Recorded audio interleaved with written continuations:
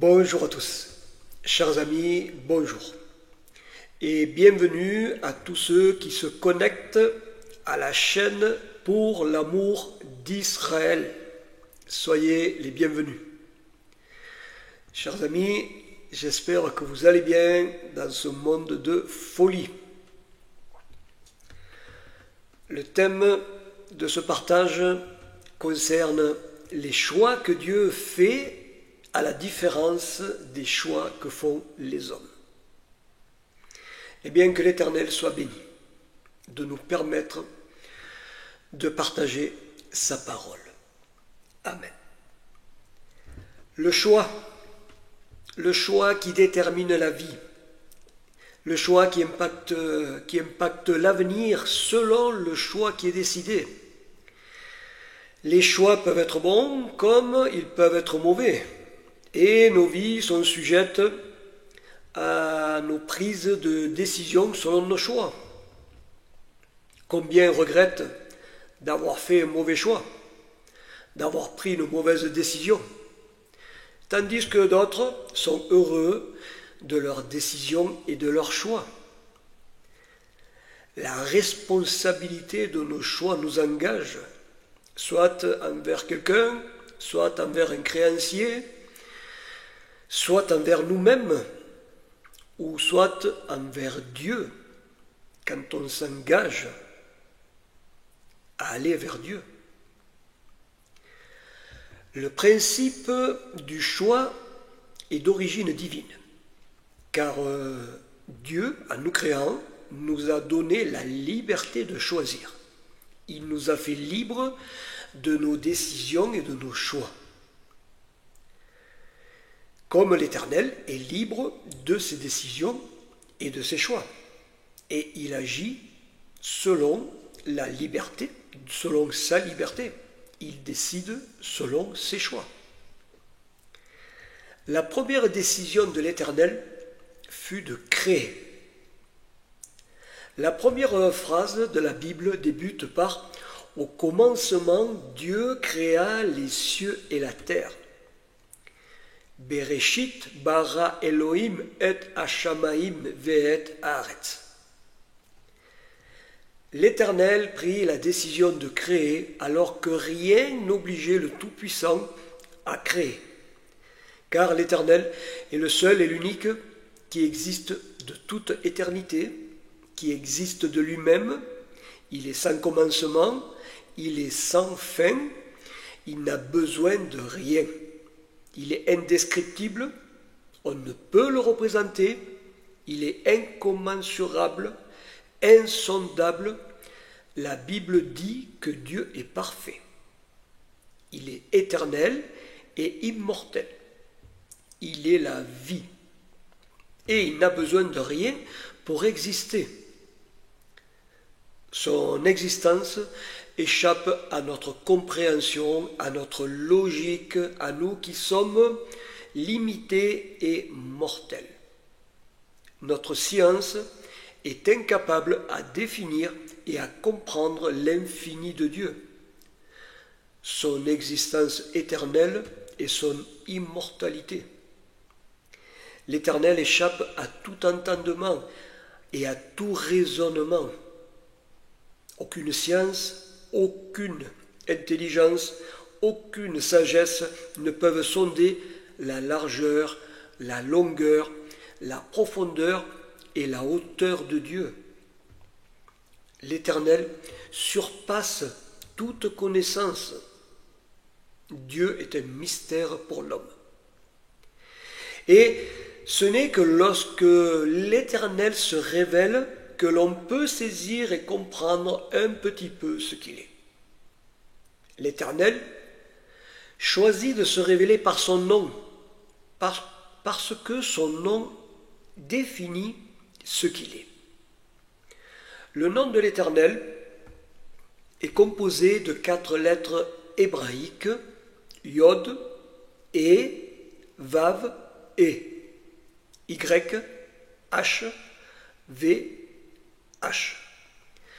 4 consonnes sans voyelle qui représentent le verbe être.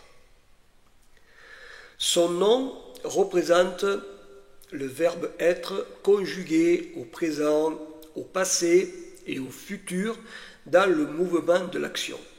Yod et Vav et. Le nom imprononçable de l'Éternel. Et son nom a pour valeur le chiffre 26, qui est la somme des 4 lettres de son nom. L'alphabet hébreu est un alphabet alphanumérique. Chaque lettre a la valeur d'un chiffre. Le Yod a pour valeur 10, le He 5, le Vav 6, le He 5. La somme des 4 lettres a pour valeur 26, ce qui donne le chiffre 8, le symbole de l'infini.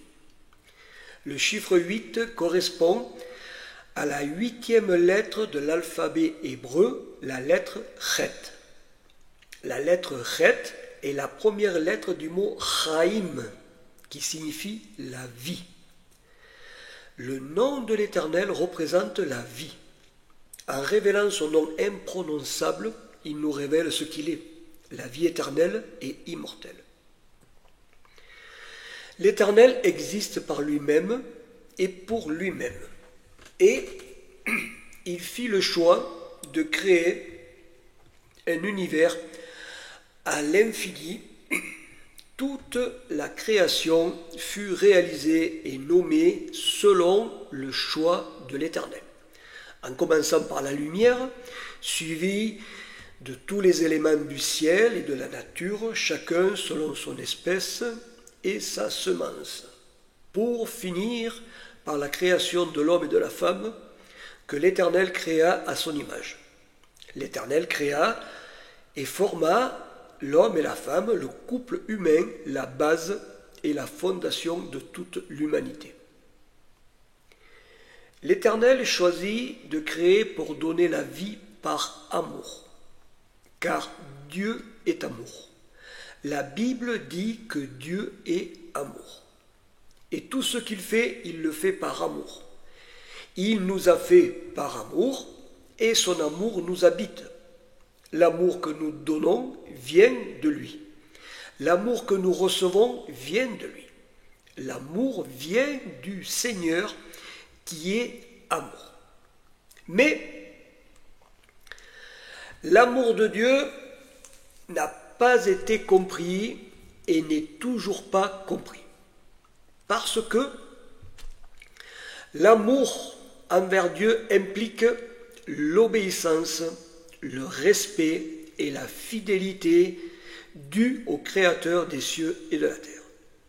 L'obéissance, le respect, la fidélité sont les démonstrations de l'amour envers l'Éternel. Et il en est de même pour nous. La fidélité et le respect sont des preuves de l'amour. Ce qui fait que l'amour pour Dieu devait être éprouvé dès le commencement de la création, par l'obéissance, le respect de la parole divine. Car le respect, la fidélité, l'obéissance à la parole du Seigneur démontrent l'amour pour le Créateur. Et comme vous le savez, le chérubin protecteur qui se révolta contre l'autorité du ciel et qui, par désobéissance envers son Créateur, fut expulsé du ciel suite à sa révolte. Le chérubin qui fut expulsé devint le Satan. Je mets l'article « le » pour bien faire comprendre que Satan n'est pas un nom. Satan, en hébreu, veut dire l'opposé, celui qui s'oppose. C'est pour ça que je dis le Satan, celui qui s'oppose à Dieu.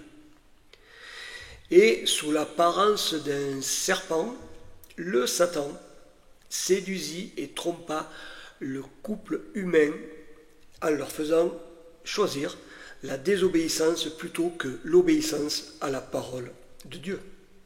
Et, à cause de la désobéissance de l'homme et de la femme, concernant la parole donnée par le Créateur, l'Éternel dut faire le choix de chasser l'homme et la femme du jardin d'Éden, de les expulser du paradis terrestre, suite à la désobéissance par manque d'amour du couple humain envers son Créateur.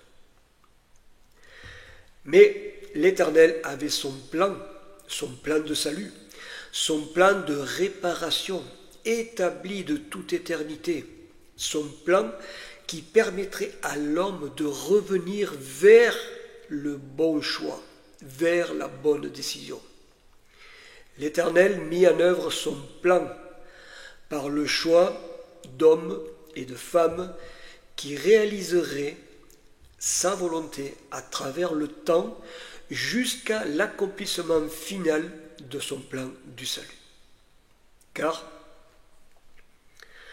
Adam et Ève ne saisirent pas et ne comprirent pas que l'obéissance à la parole de Dieu est la preuve de l'amour pour Dieu. Il en est de même pour nous. Si nous n'obéissons pas à la parole de l'Éternel, nous n'avons pas d'amour pour l'Éternel.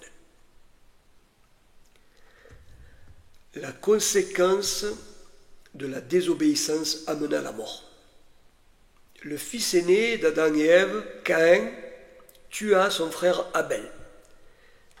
Ce fut le premier meurtre, la première mort sur terre. La terre fut corrompue par la suite par la méchanceté, par la perversion, et le monde fut rempli de violence. Le mot violence en hébreu se dit Hamas. Ce mot doit vous dire quelque chose. Ce mot est d'actualité, le Hamas. L'Éternel dut intervenir par un choix de sa décision pour mettre un terme à la méchanceté du monde et à la violence et à la perversion humaine. On va faire une première lecture dans le livre de la Genèse au chapitre 6, versets 5 à 8 et aussi versets 11 et 12. L'Éternel vit que la méchanceté de l'homme était grande sur la terre et que chaque jour, son cœur ne concevait que des pensées mauvaises.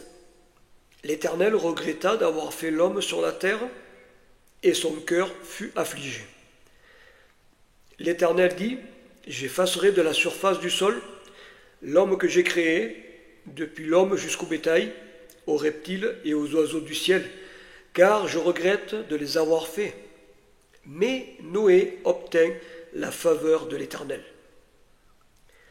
La terre était corrompue devant Dieu, la terre était pleine de violence. Dieu vit que la terre était corrompue, car toute chair avait une conduite corrompue sur la terre.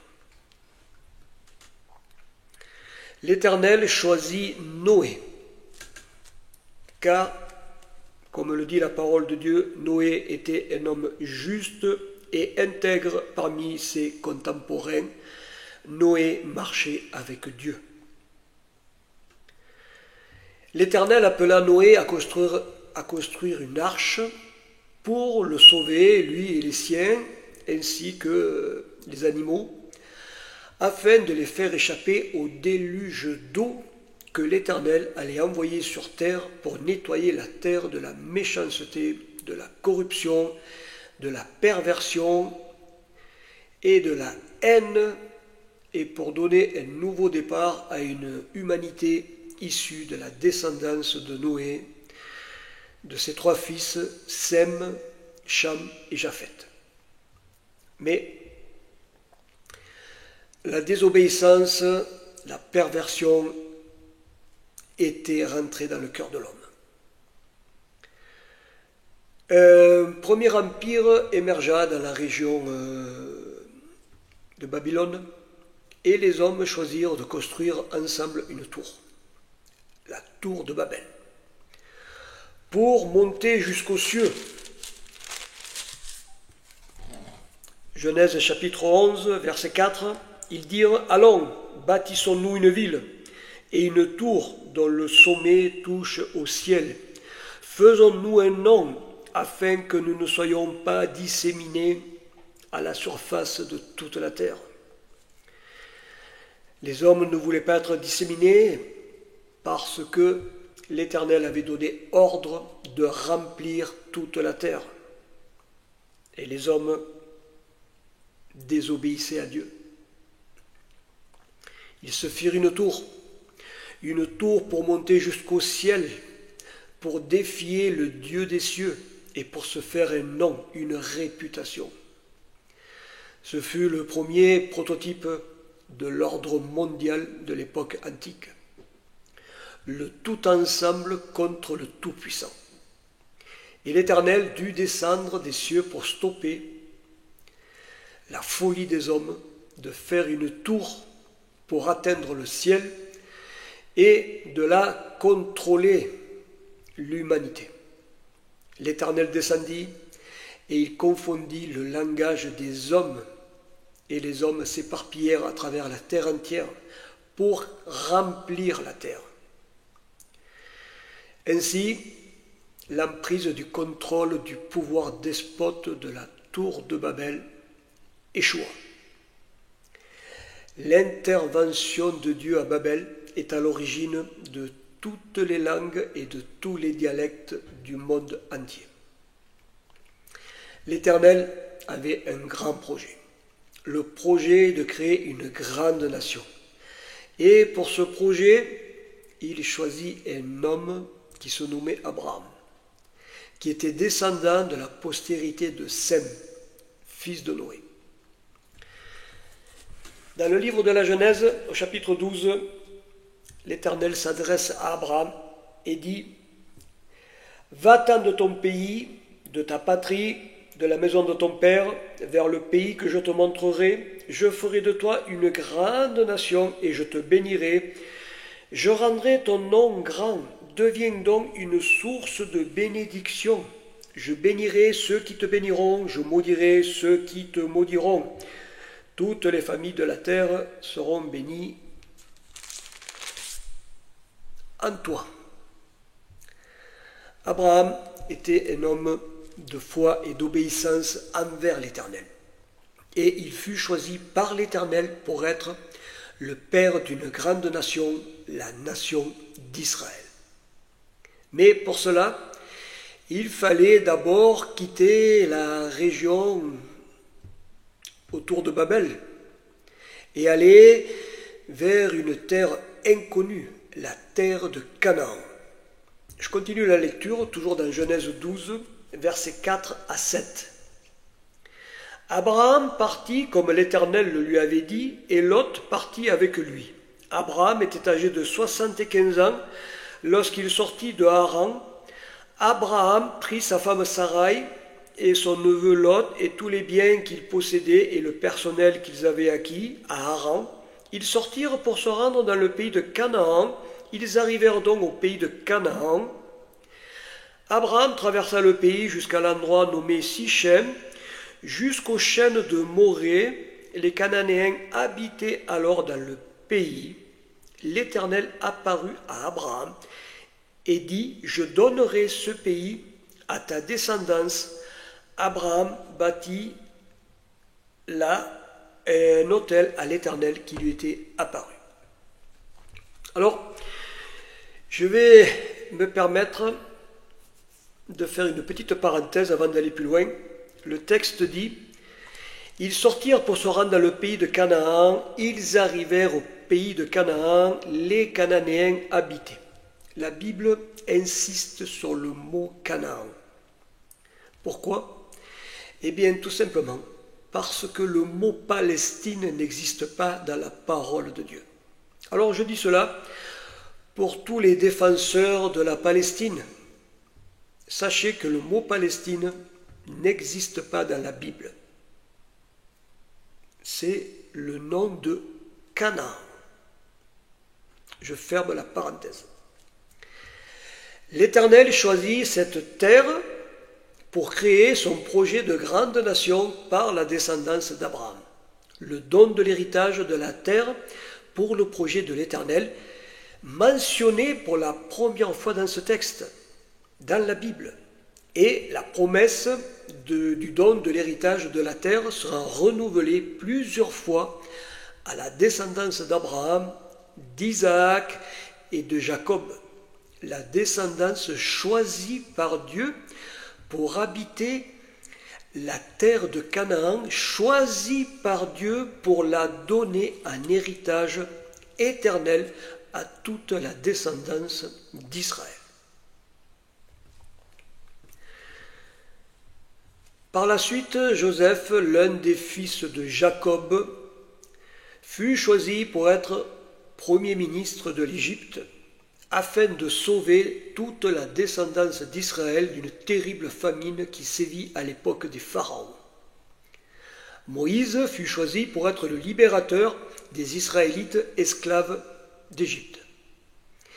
Israël fut choisi pour recevoir les commandements de l'Éternel, les tables de la loi que Dieu donna à Moïse pour qu'Israël en soit le dépositaire et le garant.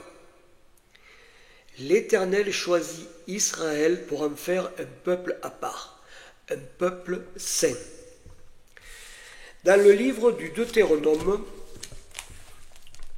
Deutéronome chapitre 14, verset 2, l'Éternel dit « Car tu es un peuple saint pour l'Éternel ton Dieu, et l'Éternel ton Dieu t'a choisi pour que tu sois un peuple qui lui appartienne en propre parmi tous les peuples qui sont à la surface du sol. » Israël est le peuple, la nation qui appartient à l'Éternel, qui est à part des autres nations. D'ailleurs, c'est ce que signifie le mot « saint », être à part. C'est pour cela que le monde est contre Israël, parce que Israël est à part. Après la mort de Moïse, l'Éternel choisit Josué pour faire entrer les enfants d'Israël dans la terre promise et pour faire la conquête de la terre de Canaan. Après cela, ce fut l'époque des juges d'Israël et l'Éternel choisit une femme, Déborah, prophétesse. Et Déborah se leva en ce temps-là pour donner du courage et pour fortifier Israël qui était malmené par les Cananéens. Et grâce au courage qu'inspira Déborah, Israël fut vainqueur des Cananéens.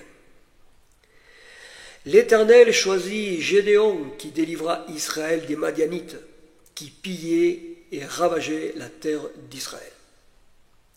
L'Éternel choisit Samson, à qui il donna une force incroyable pour terrasser les Philistins ennemis d'Israël.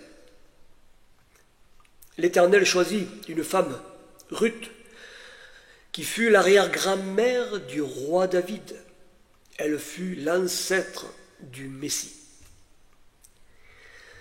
Samuel fut choisi pour être prophète d'Israël. Samuel fit l'onction sur un jeune homme appelé David, choisi par l'Éternel, car David avait un cœur selon l'Éternel. David tua le géant Goliath, qui insultait le Dieu d'Israël. Dans le premier livre de Samuel, au chapitre 17, et du verset 45, versets 45 et 46. David dit aux Philistins, « Tu marches contre moi avec l'épée, la lance et le javelot, et moi je marche contre toi au nom de l'Éternel des armées, du Dieu des troupes d'Israël que tu as mis au défi. Aujourd'hui l'Éternel te livrera entre mes mains, je te frapperai, je te couperai la tête. Aujourd'hui je donnerai les cadavres du camp des Philistins aux oiseaux du ciel et aux animaux de la terre. Et toute la terre reconnaîtra qu'Israël a un Dieu. » Ce texte est magnifique, je l'aime énormément, vu la foi et le courage de David face au géant Goliath. David qui dit « Je marche contre toi au nom de l'Éternel des armées, du Dieu des troupes d'Israël. Et toute la terre reconnaîtra qu'Israël a un Dieu. C'est grandiose. De la descendance de David naîtra le Messie d'Israël, Jésus de Nazareth, Yeshua. Et l'Éternel choisit par la suite tous les prophètes d'Israël comme Ésaïe, Jérémie, Ézéchiel, Daniel, tous. La Bible est remplie de tous ceux que l'Éternel a choisis pour être des prophètes, des rois, pour être au service de la volonté divine selon le plan du Seigneur pour Israël et pour le plan du salut. L'Éternel choisit une jeune femme nommée Marie pour porter le Fils de Dieu dans son ventre et pour donner naissance au Messie d'Israël. L'Éternel choisit Joseph, l'époux de Marie, pour être un père adoptif pour le Fils du Dieu vivant. Jésus choisit des disciples qui portèrent sa parole, et sa parole est allée jusqu'aux confins de la terre. Jésus de Nazareth, Yeshua, le Messie de l'Éternel, choisi pour accomplir l'expiation du péché par sa mort. Yeshua, le sauveur du monde, obéissant jusqu'à la mort sur la croix pour révéler et montrer la grandeur de l'amour de Dieu à toute l'humanité pécheresse et désobéissante des commandements de l'Éternel. Depuis la désobéissance et la chute de l'homme en Éden, l'Éternel choisit des hommes et des femmes pour réaliser son plan du salut, son plan de rédemption à travers l'histoire, afin d'accomplir définitivement par l'obéissance de son Fils Yeshua la réparation de la faute, la réparation de la désobéissance envers l'Éternel. Yeshua a fait la réparation du monde. Le Tikkun Olam, qui est la réparation du monde selon les sages d'Israël. Yeshua est le Tikkun Olam, il est la réparation du monde. Par l'obéissance à l'Éternel, le Seigneur Yeshua a réalisé le plan du salut établi de toute éternité. Yeshua, l'élu de l'Éternel, Yeshua, choisi pour la gloire du Tout-Puissant. Et maintenant, j'aimerais faire un parallèle avec l'élection du pape, le pape choisi par la papauté romaine, mais non choisi par Dieu. Parce que l'élection papale n'a pas son origine dans la Bible. L'institution de la papauté n'est pas dans la parole de l'Éternel. Le choix du pape, qui soi-disant représente le Seigneur sur terre, est une invention de l'institution catholique romaine. Cette représentation n'est rien d'autre qu'une fumisterie. D'ailleurs, c'est par une fumée que le Vatican révèle l'élection du pape. Cela n'a rien à voir, aucun rapport avec l'Éternel. Il n'y a aucun rapport entre la papauté et l'Éternel. Le Seigneur dit dans sa parole, « N'appelez personne sur la terre votre Père, car un seul est votre Père, celui qui est dans les cieux. » Bien sûr, le Seigneur ne parle pas de nos pères qui nous ont donné la vie, de nos géniteurs, non, le Seigneur parle de celui qui se prend pour le Saint-Père, pour celui qui se fait passer pour le Saint-Père. N'appelez personne sur la terre votre Père, car un seul est votre Père, celui qui est dans les cieux. Vous voyez l'offense que fait le pape à l'Éternel? L'Éternel n'a pas choisi la papauté. La papauté est remplie de perversions idolâtres. La papauté est dans le non-respect des commandements de l'Éternel, de la parole du Seigneur. La papauté est dans la politique des affaires du monde, plutôt que dans le service de Dieu. L'Éternel n'a jamais choisi la papauté pour le représenter. La papauté s'est autoproclamée elle-même comme représentation divine. Elle s'est choisie elle-même. Le monde papal est un monde idolâtre, obscur, ténébreux. La papauté ne vient pas de Dieu. La papauté, l'Église catholique romaine a modifié et changé le jour saint de l'Éternel, qui est le Shabbat. La papauté a remplacé le Shabbat par le dimanche, le jour de Rome. Et de plus, la papauté pratique l'idolâtrie, le culte des images et des statues, ce que l'Éternel réprouve dans sa parole. Le pape n'est pas le choix de Dieu, car Dieu ne choisit pas des idolâtres pour le représenter. Le pape est le choix des cardinaux, le choix des hommes. D'ailleurs, toute la terre actuellement est en admiration devant l'élection du pape, devant le choix des hommes. Le choix des hommes, mais non le choix de Dieu.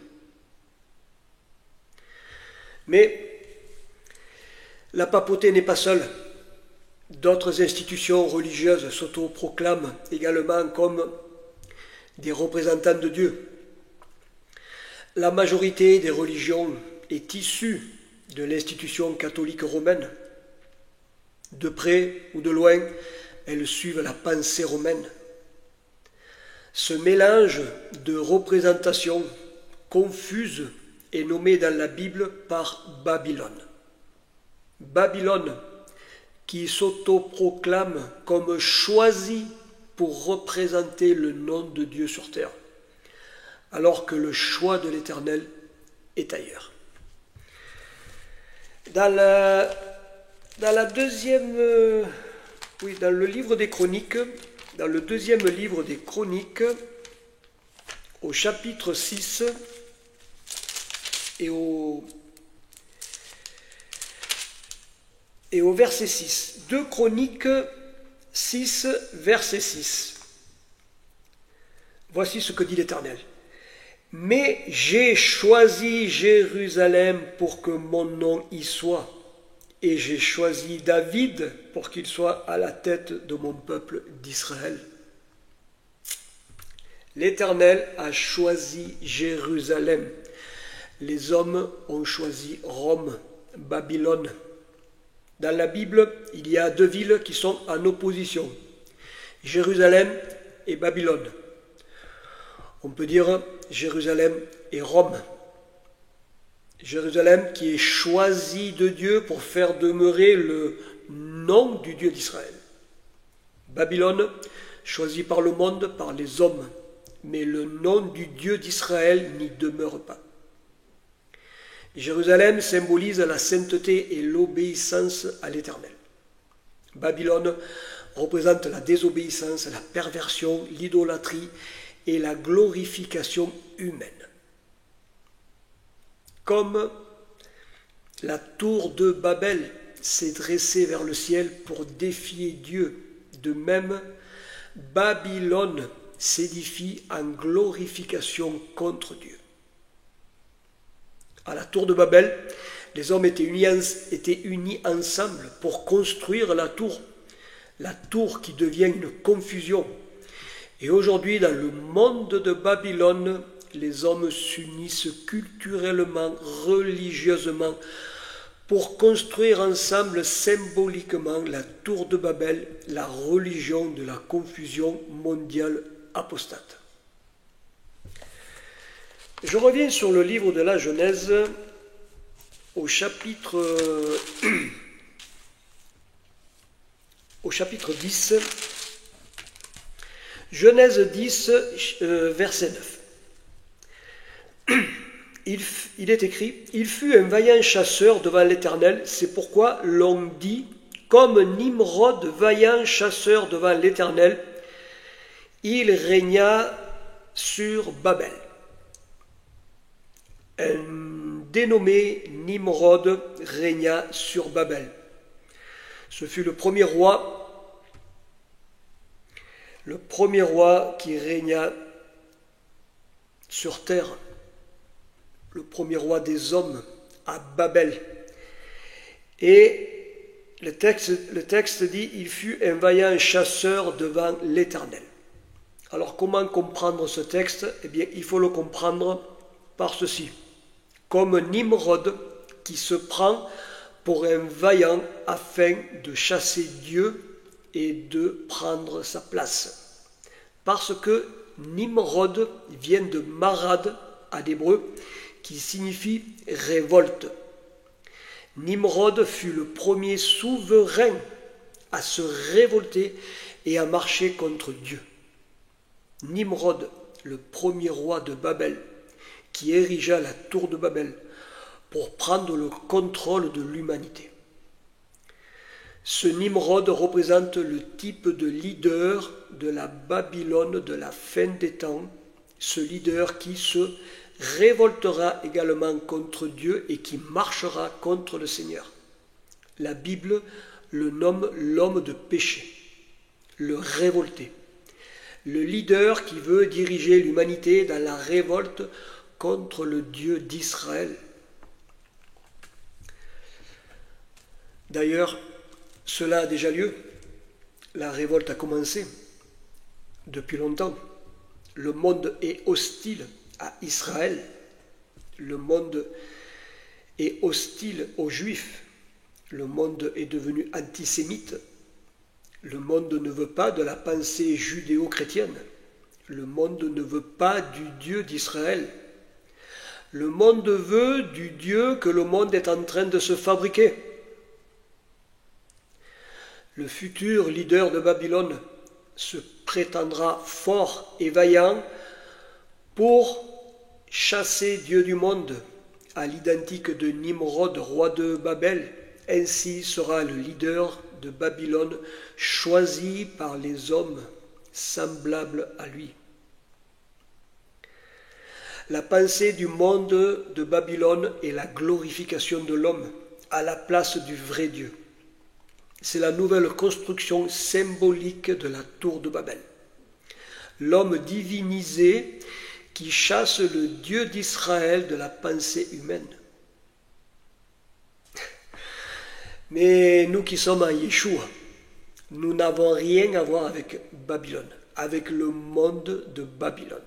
Nous n'appartenons pas à la confusion de Babylone, car nous avons été choisis en Yeshua pour appartenir au Seigneur créateur des cieux et de la terre. Dans la première, dans l'épître aux Éphésiens, épître de Paul aux Éphésiens, chapitre 1, versets 4 à 7. L'apôtre dit, je vais prendre au verset 3, du verset 3 au verset 7. Béni soit le Dieu et Père de notre Seigneur Jésus-Christ, qui nous a bénis de toute bénédiction spirituelle dans les lieux célestes en Jésus-Christ. En lui, Dieu nous a élus avant la fondation du monde, pour que nous soyons saints et sans défaut devant lui dans son amour. Il nous a prédestinés par Jésus-Christ à être adoptés selon le dessein bienveillant de sa volonté, pour célébrer la gloire de sa grâce qu'il nous a accordée en son bien-aimé. En lui, nous avons la rédemption par son sang le pardon des péchés selon la richesse de sa grâce. Nous avons été élus avant la fondation du monde en Jésus-Christ, en Yeshua, pour être à la gloire du Seigneur. Depuis le commencement du monde jusqu'à la fin du monde, le Seigneur choisit les siens pour porter son projet, sa vision, son message, sa parole qui révèle la volonté divine. Je continue. Toujours dans Éphésiens 1, à partir du verset 8 jusqu'au verset 11. Dieu a répandu abondamment sur nous en toute sagesse et intelligence. Il nous a fait connaître le mystère de sa volonté, le dessein bienveillant qu'il s'était proposé en lui pour l'exécuter quand les temps seraient accomplis, réunir sous un seul chef, le Christ, tout ce qui est dans les cieux et ce qui est sur la terre. À lui, nous avons été mis à part, prédestinés selon le plan de celui qui opère tout selon la décision de sa volonté. Le choix de l'Éternel de tout réunir sous un seul et unique chef, Jésus-Christ, le Seigneur Yeshua, qui est venu mourir à la croix, mourir pour le péché de l'humanité. La Bible dit que le péché est la désobéissance de la loi de Dieu. Si nous désobéissons à la loi de Dieu, nous sommes des pécheurs. Quiconque désobéit à la loi de Dieu est un pécheur. Et comme le Christ est venu faire l'expiation du péché, il est logique que celui qui se donne à Christ et qui accepte le Christ comme son Seigneur et son Sauveur ne pêche plus, c'est-à-dire ne soit plus désobéissant face à la parole du Seigneur et face au commandement de l'Éternel. Le Seigneur nous a acquis par la grâce du Saint-Esprit pour célébrer sa gloire. L'Esprit Saint est la vérité. L'Esprit ne se tient pas dans le mensonge. L'Esprit Saint ne se tient ni dans le mensonge, ni dans la fausseté, ni dans la tromperie. L'Esprit Saint se tient pour la vérité de la parole du Seigneur. Dans le livre du prophète Ézéchiel, au chapitre 36, au verset 27, l'Éternel dit « Je mettrai mon esprit en vous et je ferai que vous suiviez mes prescriptions et que vous observiez et pratiquiez mes ordonnances. » Babylone n'agit pas selon les prescriptions et les ordonnances de l'Éternel. La papauté n'observe pas la parole de l'Éternel. Elle fait tout le contraire. La papauté suit ses propres lois et ses propres ordonnances. Et elle les enseigne au monde entier. L'élection du pape est une mascarade de la papauté romaine pour tromper les catholiques fidèles et le monde qui ne savent pas que le pape n'est pas choisi par Dieu. Car le pape ne représente pas Dieu sur terre, ni lui, ni personne d'autre de n'importe quelle religion. Le seul et l'unique représentant du Seigneur sur cette terre est l'Esprit Saint, l'Esprit de vérité, qui convainc de péché. L'Esprit Saint conduit à la vérité, à la parole de l'Éternel, qui enseigne que le péché est la transgression de la loi de l'Éternel. Le péché, c'est la désobéissance envers l'Éternel.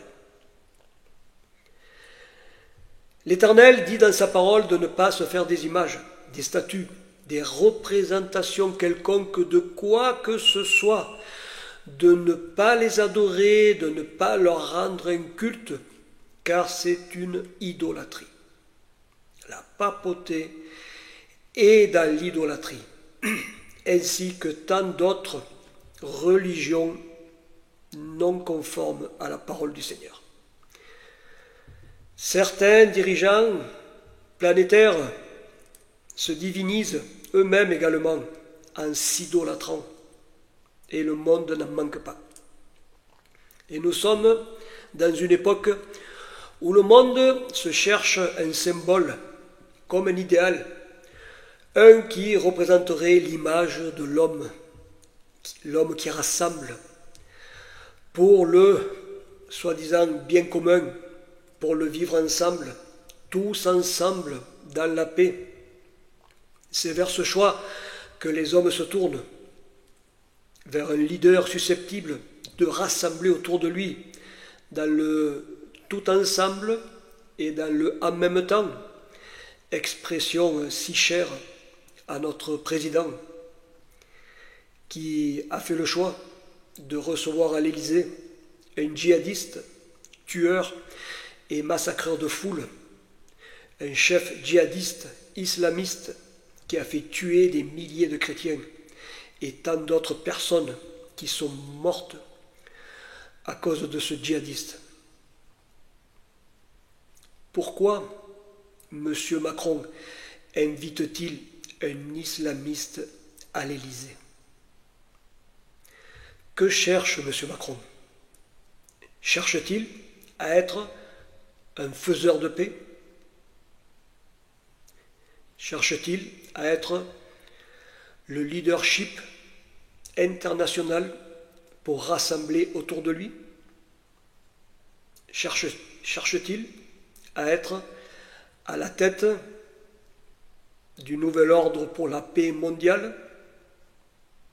Veut-il amener le monde vers le projet du tout-ensemble mondialiste? Veut-il être comme un Nimrod, roi de Babel, pour construire symboliquement une nouvelle tour de Babel autour du vivre ensemble dans une paix mondiale qui rejette la crainte de l'Éternel, qui rejette le Dieu d'Israël de la pensée humaine? Le monde fait des choix dépourvus de la crainte de l'Éternel, dépourvus de sagesse, dépourvus d'intelligence qui déstabilisent le monde, qui rendent le monde fou et qui amèneront le monde vers le chaos. Le choix des hommes continuellement en opposition au Seigneur Dieu d'Israël. Le choix des hommes ne peut pas tenir devant le choix de l'Éternel. La parole du Seigneur prédit que l'état de ce monde tombera définitivement, parce que les hommes parlent de paix sans la connaissance de Dieu, sans le respect qui est dû au Créateur. Le monde de Babylone veut s'ériger comme une tour de contrôle. Les dirigeants veulent tout contrôler, la paix, l'économie, la guerre, l'écologie, la nature, l'éducation, même Dieu. Le président Macron a dit devant les francs-maçons que Dieu est d'abord français. M. Macron pense-t-il pouvoir contrôler le Dieu tout-puissant, comme si Dieu était français? L'Éternel est le Dieu d'Israël. L'Éternel est le souverain de l'univers et il échappe au contrôle des hommes à tout entendement. Ce que le Seigneur attend, c'est l'obéissance et le respect des hommes. Mais la folie de l'orgueil, de la gloire, gagne les hommes. La folie de grandeur, la folie de la grandeur des hommes n'a pas de limite. La folie du monde de Babylone tombera, comme le prédit le Seigneur dans sa parole, et la gloire de l'Éternel sera élevée au-dessus de tout. La folie de la glorification humaine tombera, mais la gloire du saint nom de l'Éternel sera élevée. Babylone, la ville qui s'oppose à Dieu, tombera, et Jérusalem, la ville de Dieu, sera élevée. Jérusalem sera élevée à la gloire de l'Éternel, quand le Seigneur Yeshua reviendra des cieux et qu'il établira le royaume des cieux à Jérusalem. Dans le livre du prophète Ésaïe, au chapitre 2 et au verset 2, il est écrit « Il arrivera à la fin des temps que la montagne de la maison de l'Éternel sera fondée sur les sommets des montagnes, qu'elle s'élèvera par-dessus les collines, et que toutes les nations y afflueront. Il arrivera à la fin des temps. » Et nous sommes arrivés à la fin des temps. La montagne de la maison de l'Éternel sera fondée sur le sommet des montagnes. Jérusalem s'élèvera à la gloire de l'Éternel quand le Seigneur Yeshua viendra poser ses pieds à Jérusalem. Car Jérusalem est la ville que l'Éternel a choisie pour faire résider son nom pour toujours et à jamais. Le choix des hommes est centré sur Babylone. Le choix de Dieu est Jérusalem. La folie de la désobéissance des hommes contre la parole de Dieu conduit à Babylone. L'obéissance et l'amour de la parole de Dieu conduisent à Jérusalem. Babylone va vers sa chute, vers sa fin, même si les hommes parlent de paix, car la Bible annonce que quand les hommes diront paix et sécurité, c'est alors qu'une ruine soudaine s'abattra sur eux.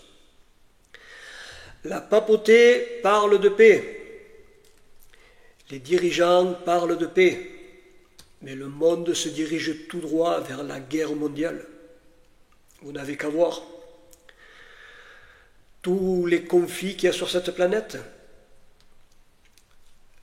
Le conflit avec la Russie et l'Ukraine, le conflit avec l'Inde et le Pakistan, qui se font la guerre, deux pays qui ont l'arme atomique. Israël qui est en guerre contre le Hamas, les Houthis du Yémen qui bombardent Israël, l'OTAN qui se prépare à une possible guerre avec la Russie, et sans compter les autres conflits qui ravagent d'autres régions dans le monde. Les hommes parlent de paix, mais le monde se dirige vers la guerre mondiale.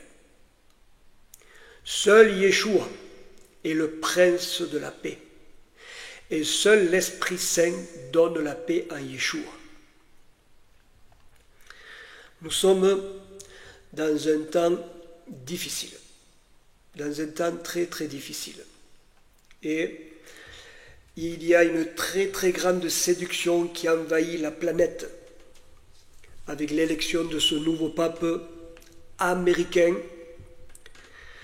Tous les yeux se tournent vers cet homme qui est un faux prophète, comme le dit le livre de l'Apocalypse, un faux prophète. Pourquoi est-il un faux prophète? Parce qu'il n'enseigne pas selon la parole de l'Éternel. Il enseigne selon la parole du Vatican, selon les affaires du Vatican. Et bientôt, il va y avoir une union entre justement la papauté et le monde politique pour la recherche de la paix mondiale, une paix mondiale qui se tournera contre le peuple d'Israël.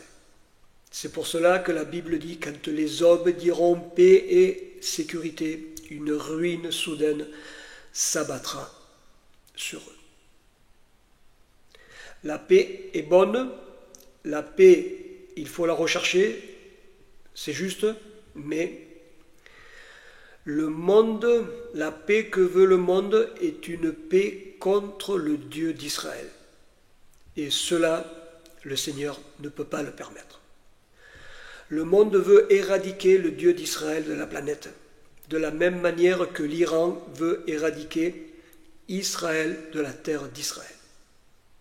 Le Seigneur ne peut pas permettre que son nom, que la gloire de son nom, soit chassée de cette terre par celui qui veut prendre le contrôle de Babylone, comme Nimrod avait pris le contrôle de la tour de Babel et qu'il voulait monter jusqu'aux cieux pour détrôner le Dieu qui habite dans les cieux, le seul et unique créateur des cieux et de la terre.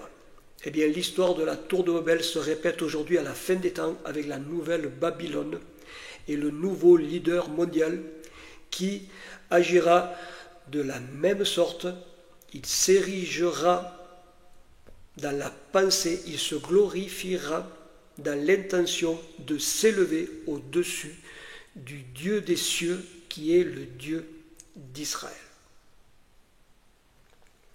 Et le Seigneur interviendra et ce sera la chute de Babylone, comme l'Éternel intervint à la tour de Babel et que les hommes furent éparpillés à travers toute la planète.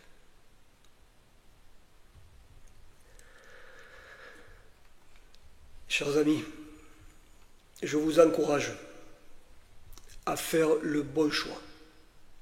Choisissez l'Éternel, le Dieu d'Israël. Seul Yeshua est le prince de la paix.